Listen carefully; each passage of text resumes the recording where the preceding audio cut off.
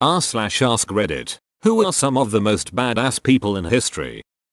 Leo Major. Dude turned down his first Distinguished Combat Medal because he didn't like the general who was supposed to give it to him. All good though. He earned 2 more. A movie about him would be cool too and realistic if they made one.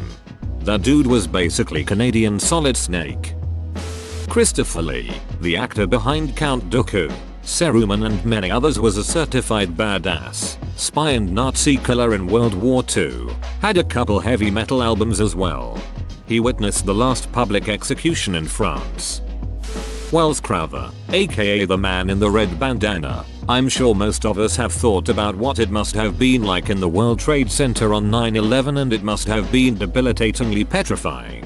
He was 24 years old, working on the 104th floor as an equities trader, made his way down to the sky lobby of the South Tower and found a badly burned woman, carried her down 17 floors, then went back upstairs to help guide others to the only passable stairwell, stayed up there helping others and working with the fire department until the towers collapsed. He's responsible for saving around 20 lives and died a damn hero. His alma mater Boston College has a red bandana game every football season in his honor. Decals on the players' jerseys and the crowd all wears them. It is a really cool sight to see. Unnamed Viking from the Battle of Stamford Bridge in 1066. By the time the bulk of the English army had arrived, the Vikings on the west side were either slain or fleeing across the bridge. The English advance was then delayed by the need to pass through the choke point presented by the bridge itself. The Anglo-Saxon Chronicle has it that a giant Norse axeman, possibly armed with a Dane axe, blocked the narrow crossing and single-handedly held up the entire English army. The story is that this axeman cut down up to 40 Englishmen and was defeated only when an English soldier floated under the bridge in a half-barrel and thrust his spear through the planks in the bridge, mortally wounding the axeman. Yup, his manhood was injured. I'm not even kidding. Olga of Kiev. This lady lost her husband, and when it was proposed she marry his murderer, she was like, sure, send a delegation over so we can talk this out, and they came. She had them dropped in a pit and buried them alive. Then she had another party of men sent to talk about the marriage, and they came. She said, hey, it was a long journey, why not come relax in this bathhouse, and they did. She set the bathhouse on fire when they were in it. Then Olga went and sent the Dravillians another message. Hey, bring out the booze, I'm coming to mourn my husband's death in your city. She came. She mourned. She got the Dravillians drunk, and she had them killed by her followers while they were drunk off their asses. Olga went and got her army, laid siege to the place where her husband was killed for a year, then told them, I'm willing to forgive and forget if you guys give me a bunch of birds, and the Dravillians did. They turned the birds into mini matches by attaching sulfur to their legs, and then released them. Set the city on fire. Freaking savage. Olga is my favorite answer to this age-old question. Also belongs in one of those revenge subs. How many of those are there? She should go in one of the big ones. Michael Collins. Showed up 7 minutes late to negotiations for the Anglo-Irish Treaty in 1922, and when he was corrected said, you've had 700 years. I'll take my 7 minutes. There is a great self-titled biopic about him starring Liam Neeson. John Paul Jones, ducking legendary pirate. He is my favorite lesser-known American. Crazy bastard sailed all the way to England to fight, as if the thousands of British soldiers already in the colonies weren't enough for him to fight. Alan Turing.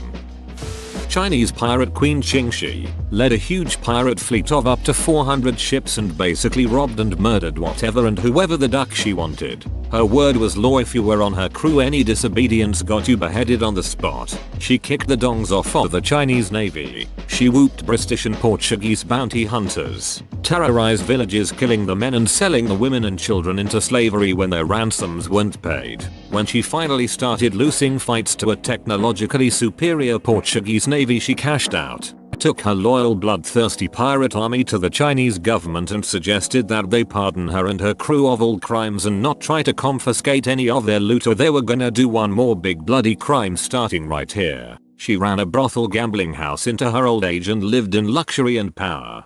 Not only that, but she started out as a prostitute and maneuvered her way into the position of pirate queen after her husband, The pirate leader Priya was killed. She was a badass female at a time and a place where women were almost always subservient. Queen Boudica led an Iceni uprising against the Roman army.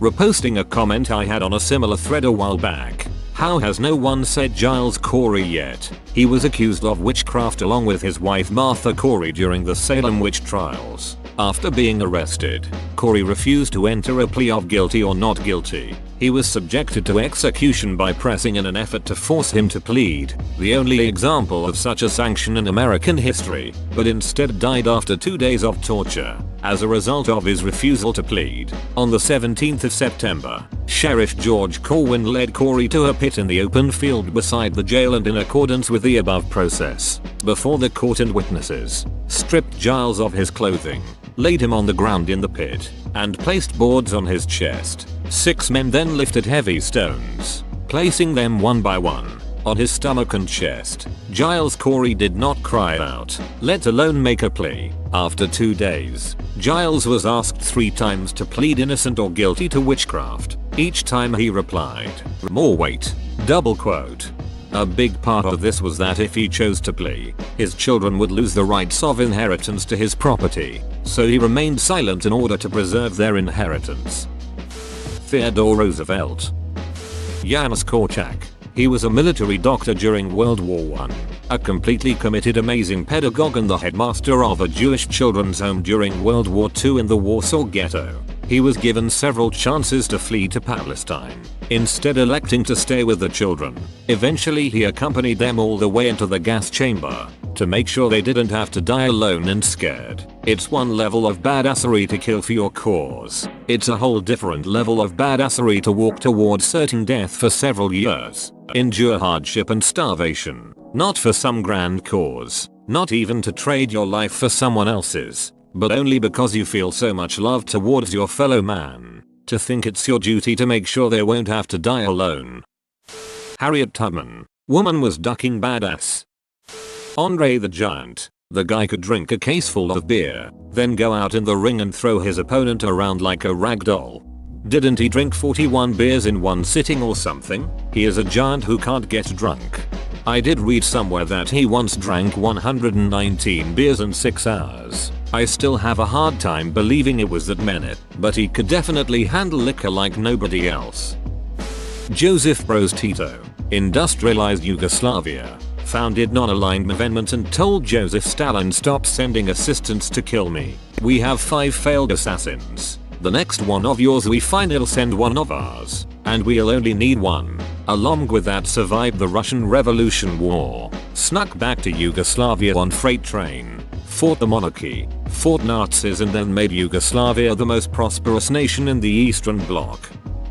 Hiro Onoda was a Japanese soldier in World War II who didn't believe Japan would ever have surrendered to the Allies. So he spent about 30 years on an island in the Pacific where he had been instructed to wage guerrilla warfare on the inhabitants during the war. It was only in 1974 when his former commanding officer was summoned to officially relieve him of his duty. There were search parties and everything.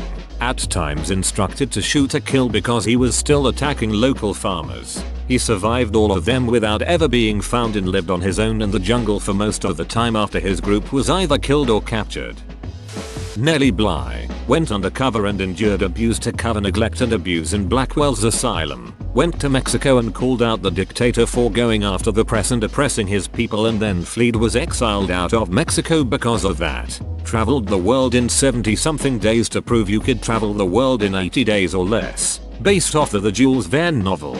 Also did reporting on the Eastern European front in World War I and also was arrested after she was mistaken for a British spy. And she did so much more. Such a badass and one of my historical heroes.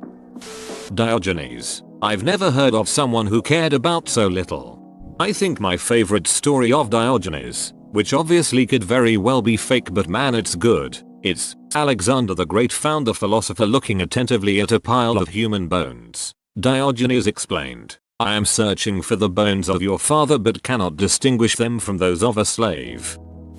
Daniel Inouye, the late senator from Hawaii. He's one of the most decorated officers of all time. Sophie Scholl. Whoa. You made it to the end? You're a ducking beast. I'll cut you a deal. Smash like and subscribe for more curated content, bruh. It's free and that's a great price.